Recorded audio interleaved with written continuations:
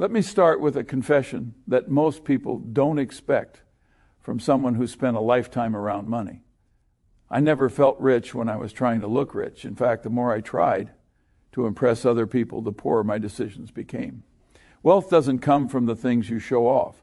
It comes from the things you quietly refuse to buy. And if there is one purchase that has quietly ruined more financial futures than almost anything else, it's the car sitting in your driveway. People like to think wealth is built through big dramatic moments. The perfect investment, the lucky break, the once-in-a-lifetime opportunity. That's nonsense. Wealth is built through thousands of small, boring, disciplined decisions made consistently over decades. And the car you choose to drive is one of the earliest, loudest signals of whether you understand that truth or not. When you're young, the car feels symbolic. It feels like progress, success, validation. You think, I've worked hard, I deserve this. And that feeling is precisely what makes it so dangerous. Because the car doesn't just take money out of your pocket once. It keeps taking insurance, maintenance, fuel, depreciation, opportunity costs, all quietly compounding against you while you're busy enjoying that new car smell. Most people never do the math.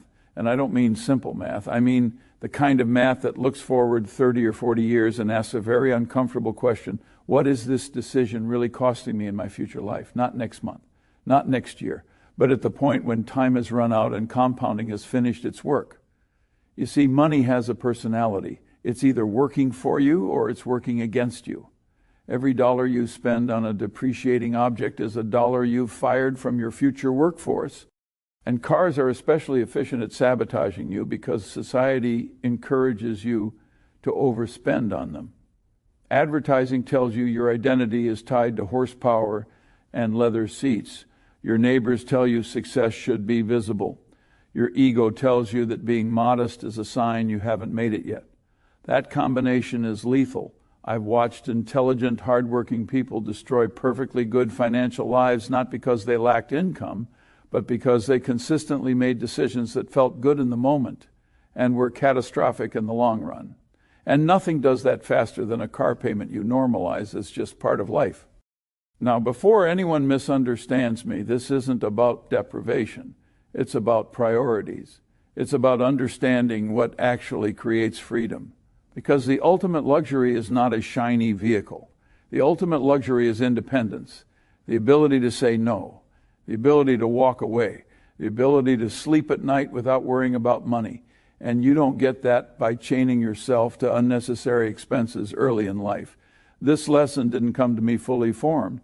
Like most valuable lessons, it came from making a mistake and being honest enough to study the consequences. And that brings me to something personal, something I rarely talk about, but something that explains why I feel so strongly about this subject. I'm Charlie Munger. I'm 99 years old, and I've made a lot of money in my life, about $2.5 billion to be precise. But here's something that might surprise you. I drove a 2006 Honda Accord for 13 years, paid $21,000 for it, drove it until 2019. And you know what? That decision, that one simple decision to drive a modest car, probably made me richer by several $1 million over my lifetime. Now, I know what you're thinking. Charlie, you're a billionaire. What do you care about saving money on a car? And that's exactly the wrong way to think about it. I didn't become a billionaire by ignoring small decisions. I became a billionaire because I understood that small decisions compound into life-changing consequences. Every dollar you spend unwisely today is really $100 you won't have in retirement. And nowhere is this principle more brutally obvious than with cars. Let me be blunt. If you're buying a car on your salary, especially if you're financing it, you're committing financial suicide. You just don't know it yet. The effects won't show up for 20 or 30 years, but by then it'll be too late. You'll be 65 years old looking at a retirement account with $200,000 in it when you need $2 million, and you'll wonder where it all went wrong. I'll tell you where it went wrong. It drove away at 15 miles per gallon. Let me tell you about a mistake I made early in my career. It was 1955. I was 31 years old, practicing law in Los Angeles. I was doing well, making about $50,000 a year, which was good money back then. I thought I deserved something nice. So I bought a brand new Buick. Cost me $3,200. That's about $36,000 in today's dollars. And I felt like a big shot driving it off the lot. But here's what I didn't calculate at the time because I was young and stupid. That $30,200, if I had invested it in a decent portfolio of stocks instead, would have compounded at roughly 10% per year. By 2023, that single $3,200 would have grown to approximately $420 $2 million. One car, one decision, $4.2 million. That Buick didn't just cost me $3,200. It cost me my children's inheritance. That was the last brand new car I ever bought. After I did that math, I realized something that most people never figure out. A car is not an asset. It's a liability that depreciates the moment you drive it off the lot. In fact, it's worse than most liabilities because it tricks you into thinking you're building wealth when you're actually destroying it. People say, I need a car to get to work. Sure, but you don't need a $60,000 car to get to work. A $15,000 used car gets you to the exact same office. And the $45,000 difference properly invested becomes $1.2 million over 30 years. Let me break down the real cost of a car because most people have no idea what they're actually spending. Let's take a typical scenario. Nothing fancy, just a normal American buying a normal car. Say you buy a $50,000 car, not a luxury vehicle, just a decent mid-sized sedan. And that's where the real tragedy begins because at that moment, most people stop thinking. They see the monthly payment, not the lifetime cost. They see convenience, not consequences. And once you understand that pattern, you start to see it everywhere. Perfectly capable people trading decades of financial freedom for a few years of unnecessary comfort, never realizing what they gave up until time makes the bill unavoidable. Most people can't pay cash, so they finance it. Let's say you put 20% down, that's $10,000, and finance the remaining $40,000 over 5 years at 7% interest, which is about average these days. Your monthly payment is $792. Over 5 years, you'll pay $47,520 in payments, plus your $10,000 down payment. That's $57,520 total. But wait, we're not done. Not even close. Now, let's talk about insurance. If you're financing a car, you need comprehensive coverage. That's going to run you about $1,800 per year, maybe more if you're young. Over 5 years, that's $9,000. Now we're at $66,520. Then there's maintenance and repairs. New cars don't need much at first, but they still need oil changes, tire rotations, new tires, eventually brake pads, maybe a few unexpected repairs. Conservative estimate, $1,000 per year. That's another $5,000 over 5 years. We're up to $71,520, and we haven't even put gas in the thing yet. If you drive 12,000 meters per year and get 25 miles per gallon, at $4 per gallon, you're spending $1,920 per year on gas. Over 5 years, that's $9,600. Now we're at $81,120. Don't forget registration fees and taxes. Depending on your state, that could be $500 to $1,000 per year. Let's say $750. Over 5 years, that's $3,750. Total cost, $84,870 for a $50,000 car. But remember, after 5 years, that car isn't worth $50,000 anymore. It's worth maybe $25,000 if you're lucky. So, you spent $84,870 to own something worth $25,000. You lost $59,870 in 5 years. That's $11,974 per year, or $998 per month, just to drive a depreciating hunk of metal around. But even that doesn't capture the real cost. Because here's what nobody tells you. The real cost isn't what you spent. It's what you didn't earn. Economists call this opportunity cost. And it's the most important concept in personal finance that almost nobody understands. Every dollar you spend on a car is a dollar you can't invest. And that dollar invested properly grows. Let's say instead of buying that $50,000 car, you bought a $15,000 used car. Still reliable, still gets you to work, just not as shiny. You invest the $35,000 difference in a low-cost S&P 500 index fund. Historically, the stock market returns about 10% per year. After 10 years, that $35,000 becomes $90,795. After 20 years, it's $235,437. After 30 years, it's $610,764. That's the real cost of your car decision. You didn't just spend an extra $35,000. You gave up $610,764 in retirement savings. And that's assuming you only make this mistake once. Most people don't buy one car in their lifetime. They buy 10 or 12, and they always buy more than they need. I see it everywhere I look. Guy making $80,000 a year driving a $60,000 truck. Why? I need it for work. No, you don't. You need it for your ego. There's a reason why the average American retires with less than $200,000 saved, and it's parked in their driveway. Let me tell you what I did instead. After that Buick mistake in 1955, I made a rule for myself. I would never buy a car I couldn't pay cash for. If I couldn't write a check for the full amount without flinching, I couldn't afford the car, period. This rule did two things. First, it forced me to live below my means. Second, it eliminated interest payments entirely. Do you know how much money Americans waste on car loan interest? About $200 billion per year. That's money going to banks for the privilege of driving a depreciating asset. It's insane. My second rule, never buy new. Why would I pay for 20% depreciation the moment I drive off the lot? Let some other sucker take that hit. I bought cars that were 2 or 3 years old, gently used, well maintained. I'd pay 40 to 50% less than the new price, and the car was practically identical. People say, but Charlie, what about the warranty? The warranty costs you $15,000 in depreciation. I'll take my chances with a $1,500 repair bill. Thank you very much. My third rule, drive it until it's dead. I don't mean until it's inconvenient. I mean until it's actually not worth repairing anymore.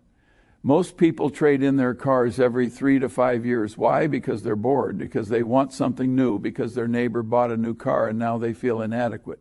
This is exactly the kind of psychological weakness that keeps people poor. I drove my cars for 10, 12, 15 years. My 2006 Honda Accord, I drove from 2006 to 2019, 13 years.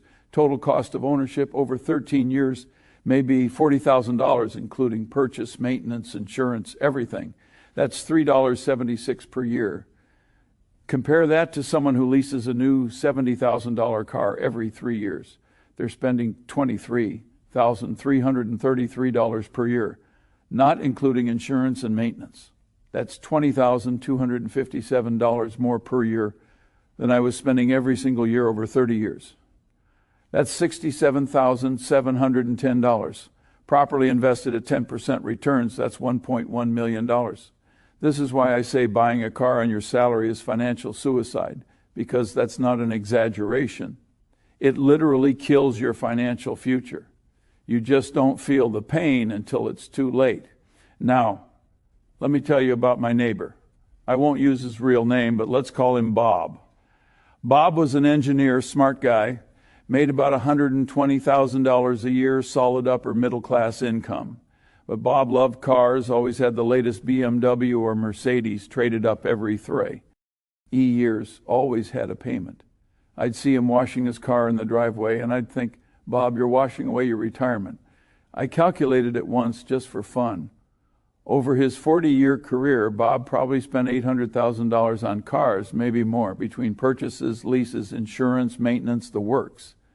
I spent maybe $150,000 total on transportation in the same period. That's a $650,000 difference.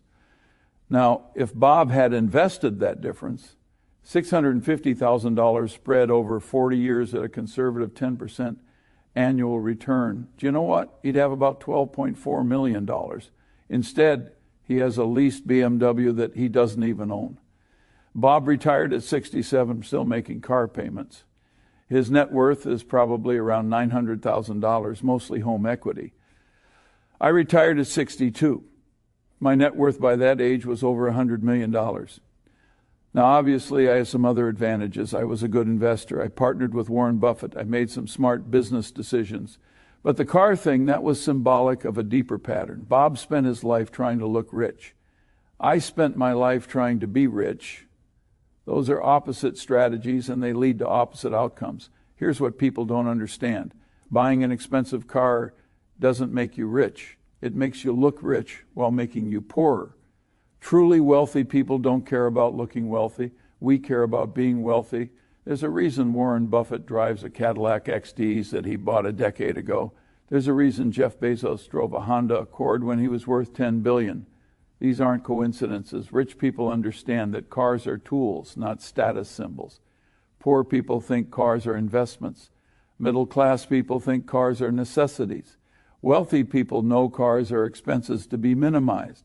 Now, I can already hear the objections, but Charlie, I need a reliable car. I can't afford for it to break down. Okay, fine.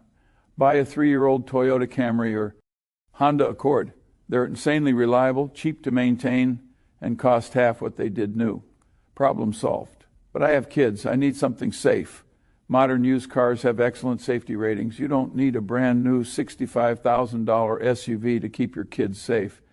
You need functioning seat belts and airbags, which every car made in the last 15 years has. But I drive a lot for work. Then buy something fuel efficient and cheap to maintain. Still doesn't require a new car. The truth is 90% of car buying decisions have nothing to do with transportation and everything to do with ego. People buy cars to impress other people, to feel successful, to project an image. And I understand that impulse. I'm human. I've felt it too. But I trained myself to recognize it and reject it, because here's the thing. Nobody actually cares what you drive. Your coworkers might notice your new car for about 3 days. Then they forget about it. Meanwhile, you're stuck with the payment for 5 years. You know who's impressed by your expensive car? Other people who are bad with money. That's it. Your wealthy neighbors aren't impressed. They're wondering why you're wasting money. Your broke friends are impressed, but their opinion doesn't help you retire. The bank is thrilled because you're paying them interest. The car salesman is happy because he made a commission, but nobody who matters cares. And in 30 years, when you can't afford to retire, that BMW won't seem so impressive anymore. Let me give you my rule for when you can buy a car, not a new car. I still don't recommend that. But when you can afford to upgrade from a beater, here's the rule. You can buy a car when your investments can pay for it. What do I mean? Simple. Let's say you want to buy a $30,000 car. At a conservative 6% dividend yield, you'd need $500,000 in dividend-paying stocks to generate $30,000 per year in passive income. So the rule is build your investment portfolio to $500,000 first. Then, and only then, can you use 1 year's worth of dividends to buy the car. Not before, because if you buy the car before you have the investments, you're stealing from your future self. You're taking money that could compound at 10% per year and spending it on something that depreciates at 15% per year. That's not a purchase. That's financially suicidal behavior. Most people have this exactly backward. They buy the expensive car first, thinking it'll motivate them to earn more money. It doesn't work that way. The car payment becomes a trap. You can't afford to take risk because you need to make the payment. You can't invest because all your spare money goes to the car. You're stuck on a treadmill working to maintain a lifestyle that prevents you from building wealth. I've watched this pattern destroy hundreds of people financially, smart people, hardworking people, people who could have been millionaires if they'd just driven a cheaper car. The mathematics of this are absolutely brutal, and most people never run the numbers. Let me give you one more scenario that might wake you up.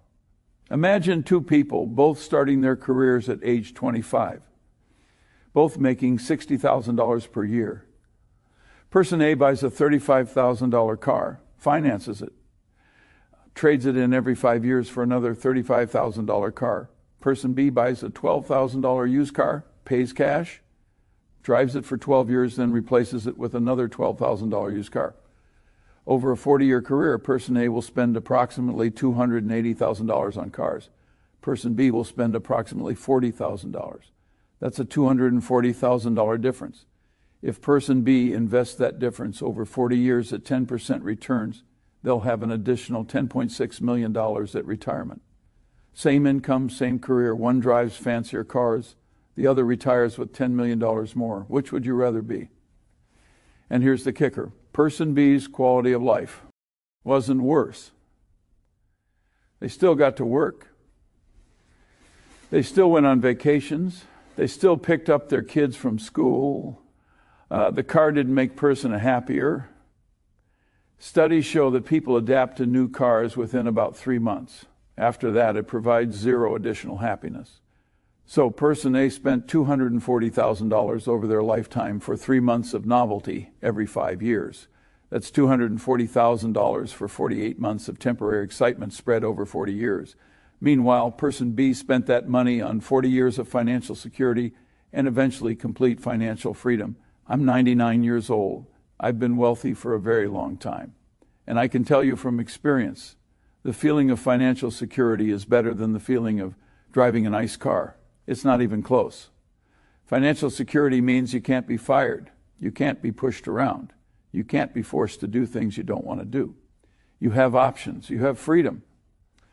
That's what wealth actually is, freedom. And every dollar you waste on a depreciating car is a dollar you're not spending on freedom.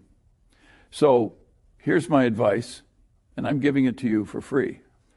Though people have paid me millions over the years for similar advice, don't buy a car on your salary. Save up, buy used, pay cash, drive it forever, take the difference between what you would have spent on car payments and invest it in a simple, low-cost index fund. Don't touch it for 30 years.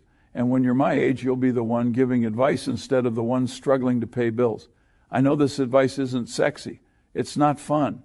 It doesn't feel good to drive a 10-year-old Honda Civic when your buddy just bought a new Tesla. But you know what feels good? Looking at your investment account when you're 55 and seeing $7 million in it, that feels good. Being able to retire early because you don't need to work anymore, that feels good.